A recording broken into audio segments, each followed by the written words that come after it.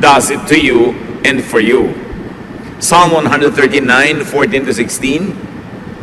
I praise you because of the wonderful way you created me. Everything you do is marvelous. Of this I have no doubt. Nothing about me is hidden from you. I was secretly woven together in the earth below. But with your own eyes you saw my body being formed. Even before I was born, you had written in your book everything I would do. Napakalalim ng katotohanan na sinasabi ng Psalm 139:14-16. Pero kung ating sasagipin, sasalain, ang pinaka main message nito is, ang bawat tao ay nilikha ng Diyos, handiwork of God, creation of God, na walang napasama sa ating elemento bilang tao na hindi alam ng Diyos, na hindi niya pinayagan o hindi niya ginawa. Ano lang ang kahulugan nun? Na ang basic personhood and humanity of everyone is from God, is of God, is created by God. And because of that, nasabi niya, you had written in your book everything I would do even before I was born. So meron bang tadhana? Meron bang kapalaran? Pag kinonsider natin ang genetics at in-apply natin itong verse na to sa genetics, o genetics is applied and subsumed under these verses, it is saying, genetically you made me. Kayo po, Panginoon, ang pumili sa dinami-rami ng ninuno ko, lola at lolo sa mother and father side, kung kanino ako magmamana ng buhok, ng ilong, ng talino, ng ugali, ng paraan ng pagtawa, ng paraan ng paglakad, ng husay, at pati na rin ng hindi husay, kasi alam nga namang mahusay ka sa lahat. So ang Diyos ang nagtimpla-timpla, naghalo-halo ng iba't ibang mga katangian na galing sa ating genetic pool, lahat ng ating mga ninuno mula pa kay Adan at kay Eva. So apparently, all the genes that would ever appear in humanity were already in Adam and Eve. Pero hindi lahat lumabas sa kanilang katawan. Siyempre, isa lang ang korte ng ilong ni Adan, hindi iba-iba. Pero sa kanyang genes, sa kanyang dugo at laman, ay nandoon at nakatakda ang iba't ibang uri ng korte ng ilong, iba't ibang uri ng kulay ng buhok, iba't ibang uri ng haba at iksi ng mga biyas ng tao na lalabas sa kanyang mga offspring. Ngayon, kung ano ang nangyari sa iyo, kapatid, kung paano ka nilikha, Diyos ang may gawa. Kung magaling ka sa math, magaling ka sa music, magaling ka sa intuitive thinking o sa creative thinking, magaling ka sa sciences, Diyos ang may gawa. Yung mga area na hindi ka magaling, binigay niya sa iba para iba naman ang magaling doon. Diyos pa rin ang may gawa ng matatawag na weakness mo, kung tatawagin mong weakness yung area na hindi mo strength. Anong ibig sabihin nito? That God made you who and what you are. Yan ang pasimula sa pagsusuri ng buhay. Your design, your genes gives you some kind of predestiny. Siyempre, pag nilikha ka ng Diyos na napakatangkad, halos predestined ka na siguro yung magiging airline crew, magiging basketball player o model. Kung nilikha ka naman, ang height mo ay hindi yung hinihingi ng gano'ng mga field, itinakda ka na hindi para doon.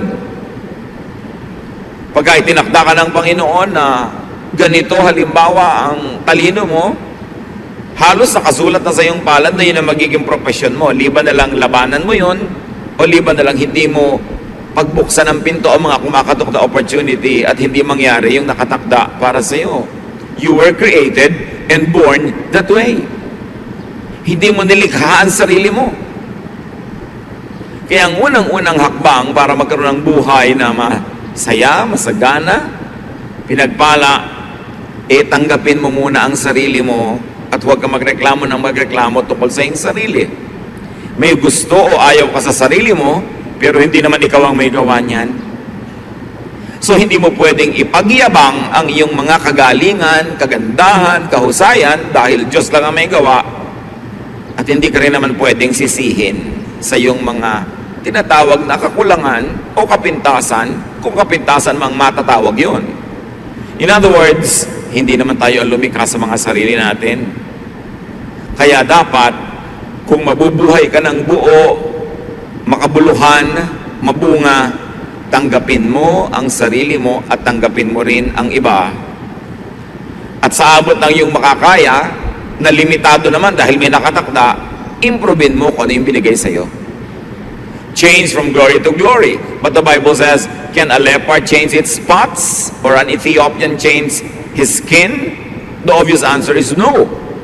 May mga bagay na pwedeng baguhin at improvein, merong hindi, tinatanggap na lang. Sa ating sarili, sa ating kapwa. Sa inyong anak at magulang, sa inyong kapatid o asawa, sa inyong kaibigan, meron kayong dapat tanggapin na nakasulat, nakatakda sa kanyang dugo at laman, genetically, nando na. Merong pwedeng improvein, baguhin yung napalagay lang doon because of nurture and conditioning. Pero genetically, nung ipinanganak ka na, halos nakatakda na ang lahat. Kaya, pag tinanggap natin yan, handa na tayo ngayon na alamin kung ano ang papel natin sa buhay at papelin yun. Kasi pag hindi mo pinapel yung papel mo, magiging second or third class ka lang na trying hard, copycat of somebody else. Ecclesiastes 3:1-2, everything on earth has its own time and its own season. There is a time for birth. Be as you were created and designed. Sabi, pwede bang lumaban ang palayok doon sa gumagawa ng palayok na sinasabi, bakit ganyan ang ginawa mong korte sa akin? Oh, bakit wala akong tangkay? Bakit ganito? Bakit ganon? No. He is the potter, we are the clay.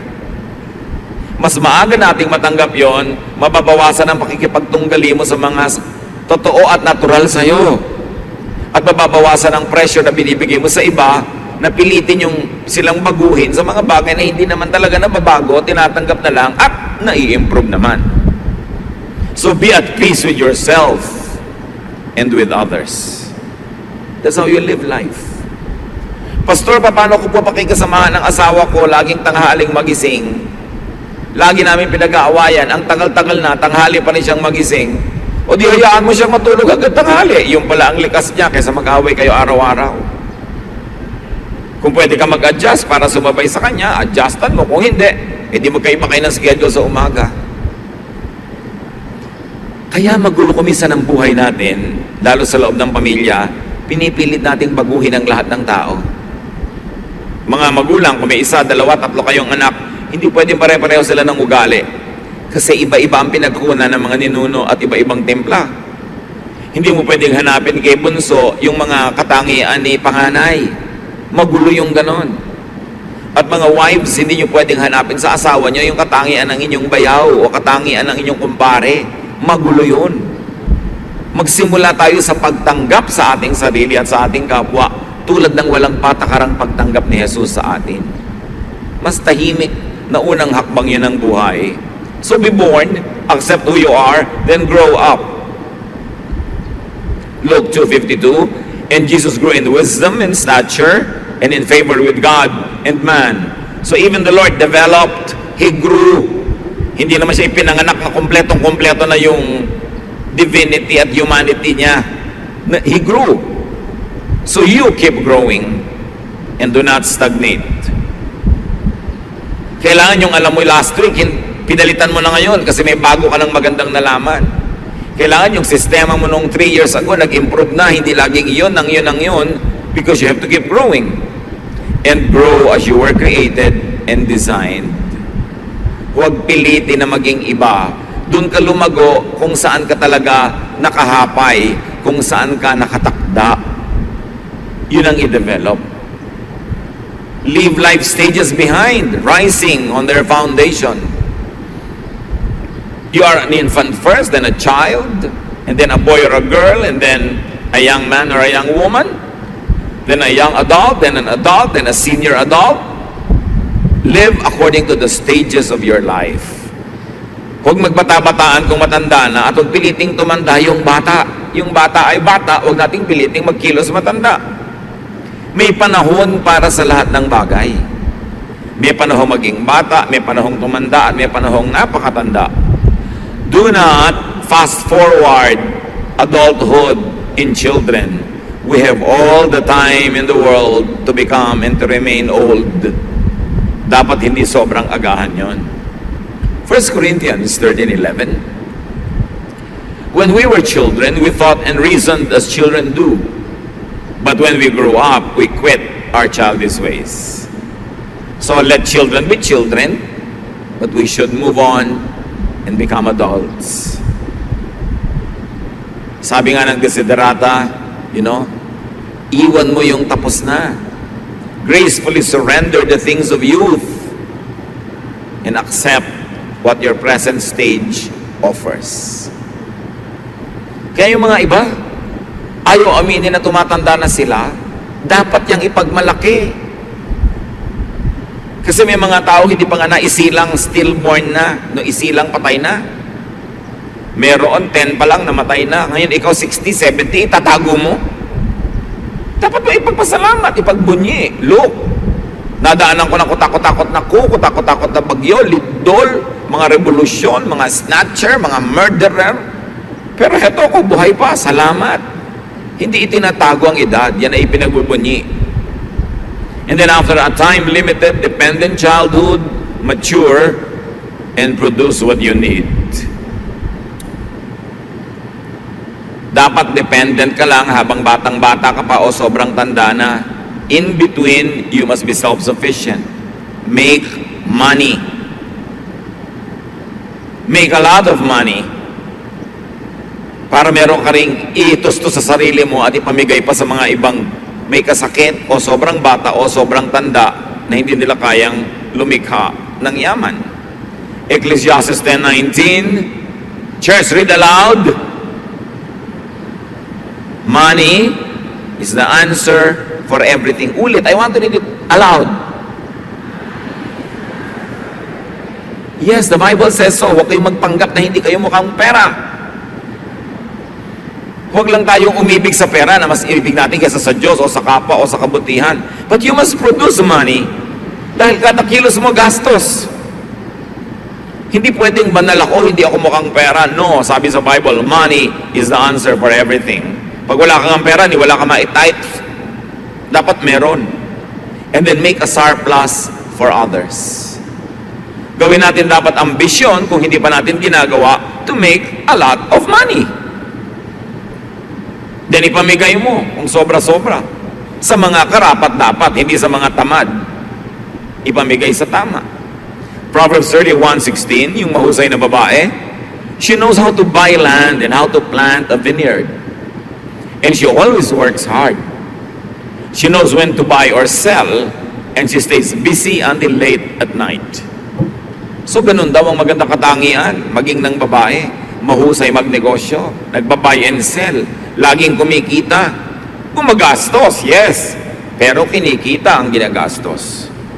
Ephesians 4:28, if you are a thief, quit stealing. Be honest and work hard, so you will have something to give to people in need. So napakasarap na kumita ng higit sa iyong kailangan, meron kang pwedeng ipamigay. And one of the greatest pleasures in life is to give to deserving people. Titus 3:14, our children should learn to spend their time doing something useful and worthwhile. So bata pa lang, tinuturoan na natin humilig sa negosyo, humilig sa trabaho, humilig sa paghahanap buhay. What else do you do in life as you grow older? Do the maximum good. Lahat ng pwedeng gawing mabuti, gawin. Dahil yan ay tanim na may bunga at ikinalulugod yan ng Diyos. Live life in and through its cycles. And I like to add, allow others to live life through and in cycles. Cycles of childhood, of young adulthood, of adulthood. Dapat lahat yan maranasan ng tao. Ecclesiastes 3:1-8, everything on earth has its own time and its own season. There is a time for birth and death, planting and reaping. Lahat may panahon. May panahon ng pagtatanim, mayroong panahon ng pag-ani. So kayo na mga tinaniman ng mabuti, dapat magkaroon naman ng ani yung nagtanim sa inyo para may panahon din sila ng ani. Live and enjoy life stage and cycle. And do not resist or fight time and aging. Lahat halos sa cosmetics ngayon is to fight aging. Why will you fight aging? Age is a gift from God. Basta may kasamang wisdom sa pag-age ng tao, everything is worth it. There is time for killing and healing, for destroying and building, for crying and laughing, weeping and dancing, for throwing stones and gathering stones, for embracing and parting. There is a time for finding and losing, keeping and giving, for tearing and sowing, listening and speaking. There is also time for love and hate, for war and peace. So anong sinasabi sa atin Solomon?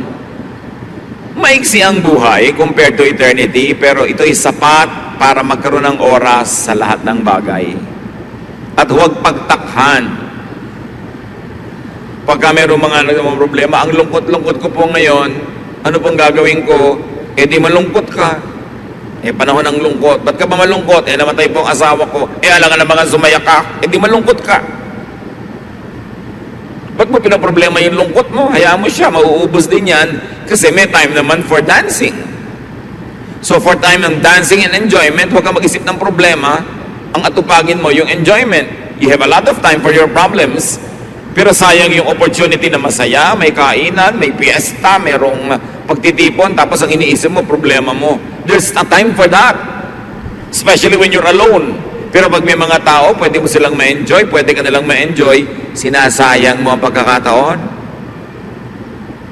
Kung ano dapat yung programa ngayon, anong nangyayari, sakay ka lang ng sakay. Huwag mo nang balikan yung problema mo ng nakaraan, kasi hindi oras yun ngayon para mo isipin. At huwag mong isipin ngayon yung magiging problema mo bukas. Pagdating niya bukas, tsaka mo na isipin. Kung ano yung nandito, live in the moment. Be in the moment. Enjoy if it's enjoyable. Mindful that it won't last. Gusto ko idiin mga kapatid, pag enjoyable yung time, lubusin nyo, lasapin nyo yung sarap at saya, dahil alam nyo hindi rin yun magtatagal. May ending din yun, yung party. May ending din yung saya. So habang nandun, ubusin nyo ang pwede nyong maubos. Ngayon, pag oras naman ng lungkot, oras ng sakit, oras ng pagdurusa, paghihirap, endure time if it is painful. Thankful that it won't last either. Pag masaya, enjoy it. Mindful that it won't last. Pag malungkot, endure it. Thankful that it won't last either. Natatapos din ang hirap. Natatapos din ang lungkot. At kung anong ibigay sa inyo ng Panginoon, huwag kayong maarte, huwag kayong mag-guilting enjoyin kung ibinibigay sa inyo. Ecclesiastes 11:8, even if you live to a ripe old age, you should try to enjoy each day. So ano sinasabi ni Solomon? Kahit matanda ka na, maghanap ka pa rin ng gimmick. Maghanap ka ng fun. Feel young. Look young. But think like an adult. Behave like an adult. But be happy. At isa yan sa mga gifts natin sa ating mga magulang, lolo at lola, lalo't naging mabuti silang magulang, dapat magsaya naman sila sa kanilang pagtanda. Hindi ang tanda-tanda na nila, taga-alaga pa ng apo. Dapat, gusto kong yakapin ang apo ko, sayo ko na, pagod na ako, ito na uli ang anak mo, alagaan mo na uli. Ganun lang, hindi yung sila tong nakatali sa mga apo. Inalagaan na nga kayo, pati anak nyo, alagaan pa ng magulang nyo, ano kayo? Dapat, kung gusto lang nila, pagka naiinip lang sila o natutuwa, pero hindi nila tungkulin yon.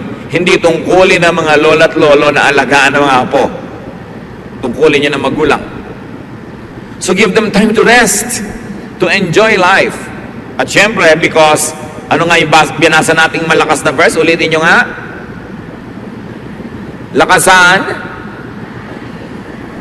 Yes, money is the answer for everything. Dapat punuin nyo ang bulsa ng matatanda ng money. Sustentuhan. Pag binigyan mo ang matanda ngayon, sabihin mo, next month po, ganyan din ang ibibigay ko. Hindi ibibigay mo, pero hindi niya alam kung kailan yung next. Hindi tuloy siya makapag-plan ng budget. Right? Dapat, pinalaki ka, pinakain ka. Panahon lang. Panahon mo naman ngayon para mag-alaga ng mga matanda na. Hindi yung matanda na sila, sa kanya ka pa kayo hihingi ng pang-load. Ang kapal naman ng anak ka, ang tanda-tanda na nanay, pahingin pang-load. So, kailangan bibigyan ng pahinga ang matatanda para buong buhay lahat ng cycle na enjoy nila. Lesson naman, maging mabuti tayo magulang para ganado na yung mga anak natin na mahalin tayo pagdating ng panahon. Diba? Ecclesiastes 7:14, when times are good, be happy. But when times are bad, consider this: God has made the one as well as the other. Therefore, no one can discover anything about their future. Lagi may nagtatanong, pwede po bang hulaan yung future? Ayan, sinabi niya, no one can discover anything about their future. So tama na ang katatanong tungkol dyan sa hula na yan. Hindi nalalaman ko anong darating pa. Pero, kung anong dumating, try to enjoy it. Sabi, pag masaya ang panahon, magsaya ka. Pag malungkot ka, di malungkot ka. At tandaan mo, Diyos din ang may gawa niyan. Hindi si Satanas. Tanggapin mo, bahagi talaga yan ng buhay. It is a given. Do not contend with it. Just accept it. Thankful that sad times won't last forever.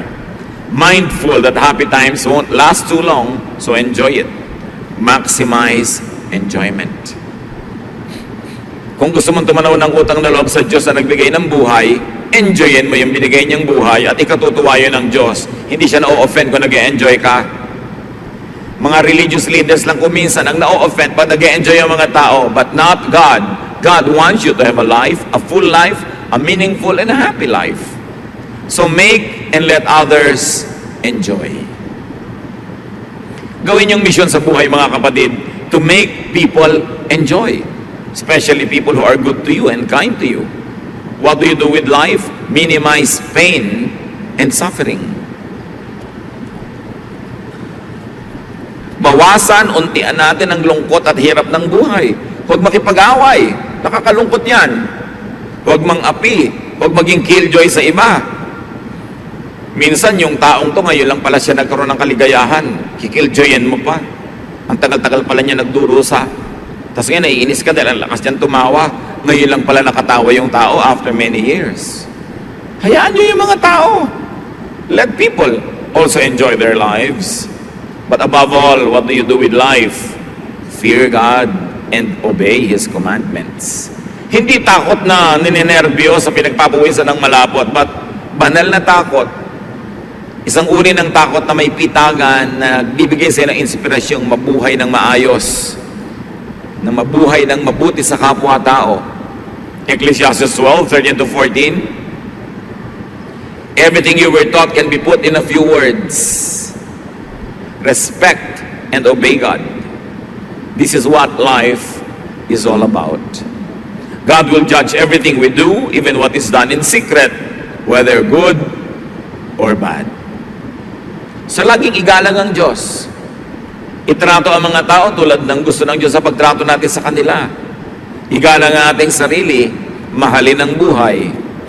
At kung kaya mo, get a partner. Or a substitute. Maybe a friend. Kasi kung wala kang tunay na romantic partner, maybe there's the next best thing. But always have a partner, a friend, someone that you share time and space with. Genesis 2:18, the Lord God said, it isn't good for the man to live alone. So mga magulang, huwag tayong mangontrabida sa mga nagugustuhan ng ating mga anak. Sila ang makikisama. Dapat ang kasama nila sa buhay, yung gusto nilang kasama. Yung masaya silang kasama. Hindi yung gusto natin para sa kanila. Hindi naman tayo ang makakasiping nun at makakasalo. Pero siyempre, mga anak, makinig din sa opinion ng magulang kasi kung minsan, dahil sa edad, marunong na silang kumilatis kung sino ang problematic person pala at hindi makakabuti para sa iyo. But at the end of the day, it's really the choice of the one who is going to get into the partnership. And let's allow people to have their own partners. Huwag tayong mga kontrabida. Sabi sa Ecclesiastes 4, 9 to 12, two are better than one because they have a good return for their labor. If either of them falls down, one can help the other up. But pity anyone who falls and has no one to help them up. Also, if two lie down together, they will keep warm. But how can one keep warm alone? Though one may be overpowered, two can defend themselves. A cord of 3 strands is not quickly broken. So napakalino ng sinasabi na mabuting ang tao may kasama sa buhay. Kung may romantic partner, the best. Ngayon, kung wala nun, the next best thing. Merong matalik na kaibigan, merong mabuting kasama sa negosyo, kabarkada, kaibigan, kasi ang buhay mas mabuti kung merong kasalo.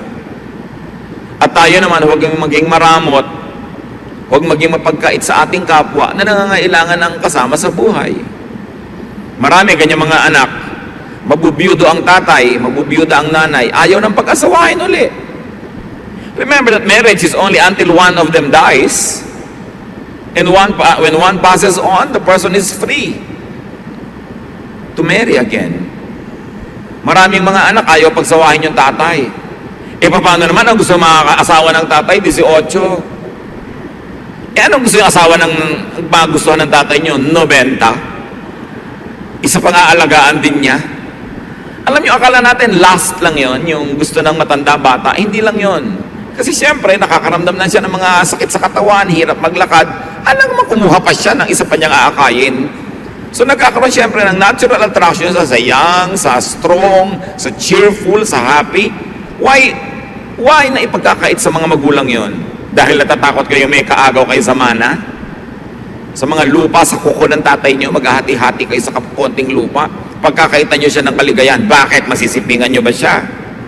Makakamot nyo ba yung likod niya the way a wife or a partner could? So bakit yung pagdadamutan? Ipinundar niya yung kanyang mga property, natatakot kayong pagmamatay siya, may mapunta doon sa kanyang mapapangasawa. Maraming anak ganun ka-selfish.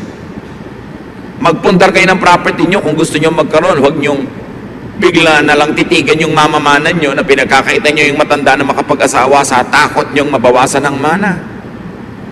Meron pa nanay, ang tanda-tanda nyo na, nakakahiya naman po na mag-asawa pa kayo. Bakit nakakahiya?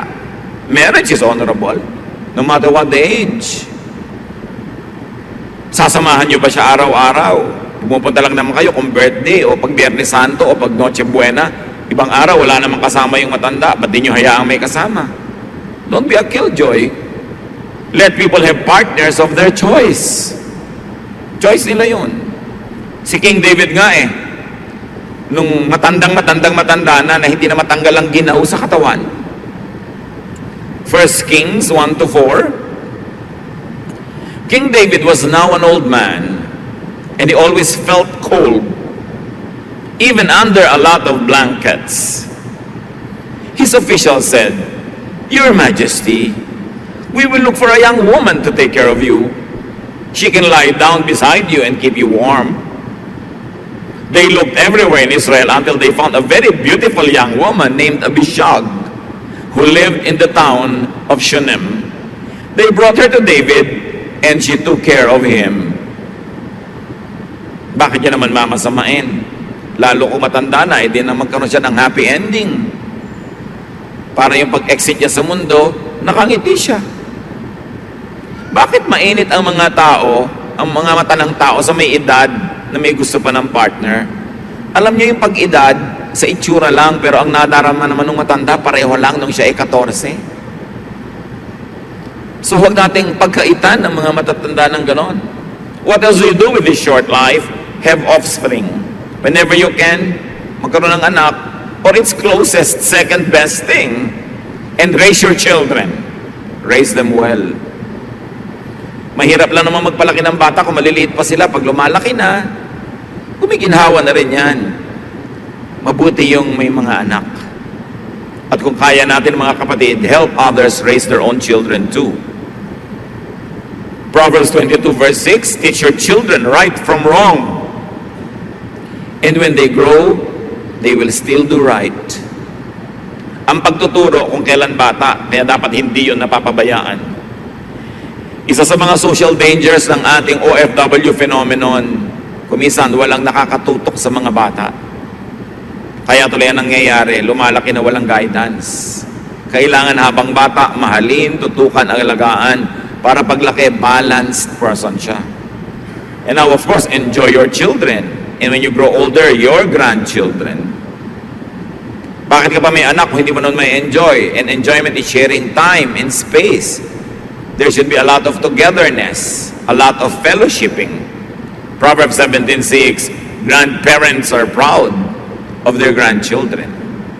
Which of course goes without saying, mga young people, live so that your grandparents will be proud of you. Hindi yung binibigyan nyo sila ng kahihiyan, kundi sila ay may maipagmamalaki. So mga kapatid, enjoy fruits of lifelong toil and good works. Kaya yung mga magulang natin, pag nagsi-senior years na sila, dapat na-enjoy na nila lahat ng itinanim nila. Hindi yung kasama pa tayong namimitas. Dapat tayo na yung nagdadagdag sa mga kaing-kaing nila ng mga ani. Ecclesiastes 3:13, because God's gift to us is the happiness we get from our food and drink and from the work we do. Regalo yun ng Panginoon na tayo'y umani ng itinanim at lasapin ang sarap ng ating mga mabubuting naging mga gawa. Ecclesiastes 5:19, suppose you are very rich and able to enjoy everything you own, then go ahead and enjoy working hard. This is God's gift to you. So yung mga bunga ng iyong pagsisikap, sabi ko nun, huwag kang mahiya na ina-enjoy mo yan. Huwag kang mag-apologize. Bigayan ng Diyos. God wants you happy. God wants you to have pleasure. Hindi yan ipinagkakait ng Panginoon at hindi dapat ikahiya kung sa malinis namang paraan ng galing. So nagawa nyo na yan. You are born, you grow, you enjoy life, you get a partner, you have children when you can. You do the maximum good, you minimize pain, you maximize enjoyment. And when your time comes, die. Natural darating yun. Sabihin nyo nga sa katabi nyo, die. Pero huwag muna ngayon, di ba? Later, much later. Pagka may sakit na talaga nag-aagaw buhay na, ibubulong mo na, mother, die. Siyempre, panahon na eh. Pagka talagang panahon na, sige po lola, die. With a smile. Bakit? You lived a full life. You cannot be on earth forever. Malungkot ka lang naman at magkaroon ka ng mga regret kung walang nangyari sa buhay mo, hindi ka nag-enjoy, hindi ka nasarapan, tapos eto ngayon namamatay ka na. Kaya dapat, pinapasarap, pinapaganda ang buhay para pag binabawi na ang ating hininga, buong puso at maluwag sa dibdib mong isasauli because you lived a full life with no regrets. Ecclesiastes 3:1-2, everything on earth has its own time and its own season. There is a time for birth and death, planting and reaping. So death is as natural as birth. Kanya-kanya. Iba-iba lang ng excuse.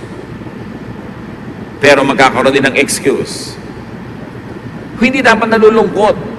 Lalo't may edad na. Nagkaroon ng magandang buhay. Siyempre, normal lang na magkaroon tayo ng konting agam-agam, mga lungkot-lungkot. Pero, nababawasan yon kung alam mo na ginawa mo ang mabuti sa taong ito sa abot ng iyong makakaya. At kung kinukuha na siya, patungo sa Panginoon, buong puso mo nang ibibigay. 2 Corinthians 4:16, therefore we do not lose heart. Though outwardly we are wasting away, yet inwardly we are being renewed day by day. Kahit na nagmumukha tayong naluluma sa panglabas nating katawan, yun naman ating espiritu ay lagi nang binabago ng Panginoon at tayo ay uuwi sa Kanya as fresh and as young as ever. Katawan lang yung tumatanda, hindi yung espiritu. Death, like birth, is not your doing. So be ready to die anytime. without regrets. Maiksi man o mahaba ang buhay, marami mang taon o konti, sa anumang oras na ibinigay sa atin, sa bawat at sa loob ng isang araw, mga kapatid, maximize enjoyment. Do the maximum good. Minimize pain. Love people. Savor life. Enjoy life. Every day. Para kahit any day kang kunin, wala kang lugi. Hindi pwede magtitiis ka ng 10 taon para mag-enjoy sa 11th year. Paano kung namatay ka sa 9th year? So every day, meron kang konting bakasyon. Kahit ilang minutes in your mind. Kung kaya mo na mabuti, all in a day. But plan as if you're going to live 100 years. But be ready to meet your Maker anytime. And also, be ready for other people's death. Hindi lang tayo dapat handa sa sarili nating pagpanaw sa mundong ito, handa rin tayo sa pagpanaw ng iba, lalo na mga mahal natin sa buhay. Paano tayo naghahanda? Mahalin mo na ngayon. Bigyan mo na ngayon. Patawarin mo na ngayon. Pagbigyan mo na ngayon, para bukas, kung siya binawian ng buhay, wala kang ipinagsisisi. May sakit, dalawin mo na pag nalaman mo agad. Hindi yung next week pa dahil baka bigla siyang bawian ng buhay sa gitna ng week. Eto ka ngayon, nagsisisi. Bahala ko lang ang dalawin eh. Hindi na ako nahintay. Bakit naghihintay ba ang kamatayan? Para hindi tayo sobrang mabigat ang loob pag merong sumakabilang buhay, lahat ng kaya nating mabuting gawin, gawin na natin. Wala kang guilt. At na-enjoy niya yung kabutihan. And when God calls you, then enter eternity. Next chapter naman ng buhay. Absent in the body, present in the Lord. Solomon says that when we die, the body returns to the ground where it came from, and the spirit returns to God who gave it. So minus all the human and earthly drama, that is really glorious to return to God. Pero dahil hindi naman natin talaga alam na alam kung ano naghihintay doon, kaya hanggat maaari, nagtatagal tayo dito kasi itong alam natin, itong kilala natin, but God has a plan for you. So live your life now while on earth, and when God calls you, go there. 2 Corinthians 5:8, we should be cheerful because we would rather leave these bodies and be at home with the Lord. So ganun din dapat ang pagharap daw, maging sa kamatayan hanggang maaari. Be cheerful because you will leave this body but be at home in God. Kaya ang sabi ng Philippians 1:21, if I live, it will be for Christ. And if I die, I will even gain more because I will be with Christ. So between birth and death, there is a very narrow timeline. Make the most out of life. Huwag kayong magsayang kahit ng isang araw. Yung nagtutulog ka, nakatunganga ka maghapon, sayang. Lalo't kung mahaba ka rin naman matulog sa gabi. Kung kumpleto na ang tulog mo sa gabi, huwag ka na magtulog sa araw. Dumalaw ka sa isang mahal mo sa buhay. Magsulat ka ng nobela. Sumulat ka ng tula. Magtanim ka ng halaman. Kumain ka na masarap. Mag-volunteer work ka sa mga nangangailangan. Gumawa ka ng mabuti para sa iyo, para sa kapwa. Bawat araw meron nun. Kasi yung araw na walang nangyari, sayang. Bilang ng ating mga araw.